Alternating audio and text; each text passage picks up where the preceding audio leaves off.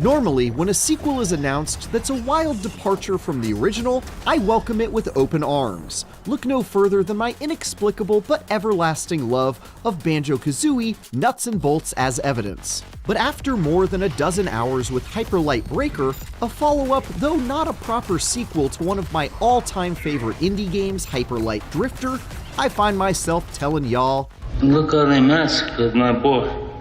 There's clearly the skeleton of a good action RPG hidden somewhere in this incredibly challenging co-op roguelite, but it's currently buried deeper than the sun can see under sloppy combat mechanics, shallow and frustrating exploration, and scant content that feels repetitive after just a couple hours. Of course, this is its early access launch, so there's always hope an initially rough package will transform into something much better with enough time. But what's here right now is largely a disappointment. The goal of each run is to hunt around a randomized map for better gear and key items before taking on 3 highly deadly and supremely irritating bosses, then extract yourself back to base to regroup, buy some upgrades, and do it again. The procedurally generated worlds you and up to 2 friends will spend most of your time exploring at least look quite pretty, but are repetitive and extremely obnoxious to navigate, filled with these awkward cliffs and crooked landscapes that feel like I'm not actually supposed to be climbing them. On the bright side, they at least give you a neat hoverboard to ride around on and do tricks, and although the controls are as sloppy as everything else, hoverboards are indeed dope as hell, so there are definitely some good times to be had there.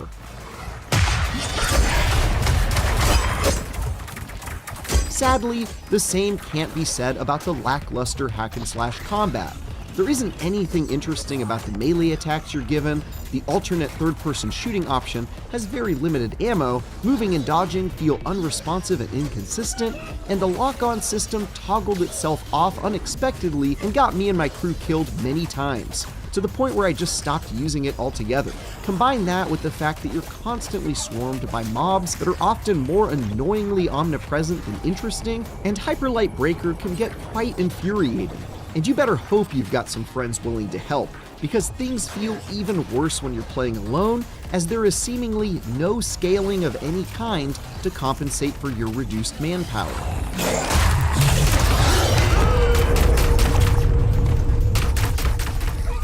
This is all especially frustrating when runs are balanced to be so immediately difficult, and I mean exceedingly difficult, and that's coming from someone with all the achievements in Sekiro. Hyper Light Breaker doesn't bother to explain its rules, like how its vaguely named stats work, and often punishes you with an onslaught of enemy attacks that feel cheap, like these powerful attacks that have insane homing and long range. It's also quite funny that you start with no healing items whatsoever and are only eventually given them at great expense and extremely sparingly. You'd think you would need them most at the beginning when you're learning. Instead, you basically have to throw yourself at impossible odds until you can unlock the bare minimum you need to survive.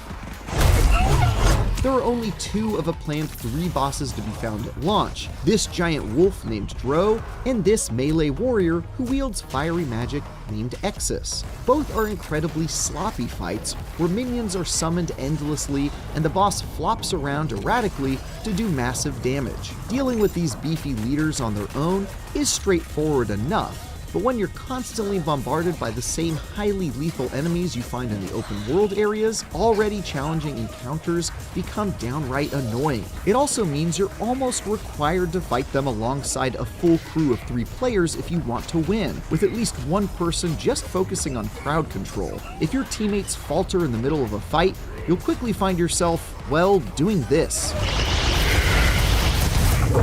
And to add insult to injury, right now you have to beat the more irritating of the 2 fights twice to complete a run in lieu of the 3rd unique boss that hasn't been added yet. And even when you manage to do so, you're shown this under construction message before your run ends and you get sent back to start a new one.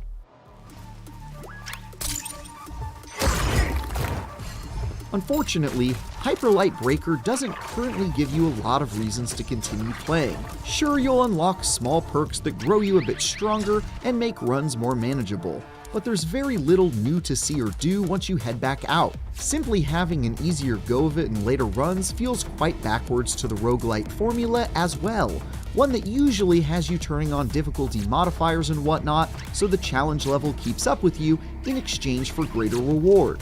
None of that can be found at present. Even the 2 alternate characters you can unlock only have a few stat changes and 1 unique perk to differentiate them, although playing as a surfing ninja raccoon is admittedly pretty dope.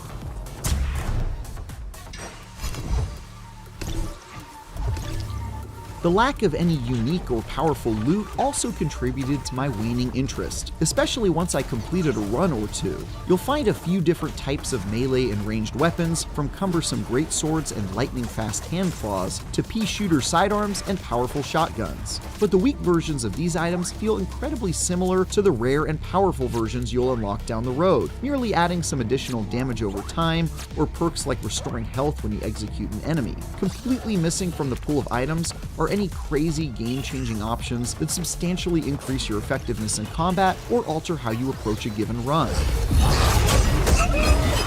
Finally, and least surprisingly, Hyperlight Breaker is pretty poorly optimized in its current early access state. Framerate dips and screen tearing were nearly constant during many of my play sessions, and crashes or disconnects are a regular occurrence, especially if you aren't the host. But worst of all, respawning after each death takes minutes of loading screens and menus slowly crawling by before you can get back into the action, making the inevitable failed runs in a roguelite that demands failure feel like a harsh punishment. It's encouraging that improvements have already been rolled out to make some of these issues less severe, and I fully expect this will be an area of continued improvement in the coming weeks and months.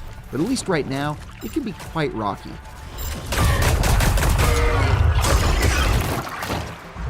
At its early access launch, Hyperlight Breaker is a sloppy roguelite that makes poor use of the Hyperlight world I adore. Combat is messy and repetitive, bosses are cheesy and frustrating as all get out, the procedural worlds are awkward to explore, and both loot and progression are half-baked. Cover all of that in a thick layer of the usual work-in-progress technical problems, and you've got yourself a particularly rough package, even when accompanied by friends. Riding around on a hoverboard while taking in the colorful scenery can give way to some enjoyable moments, so I've still found reasons to be hopeful things can be polished to a more impressive shine over the course of Hyperlight Breaker's early access development. But for right now, you might want to wait and see if there's a Hyperlight at the end of this tunnel.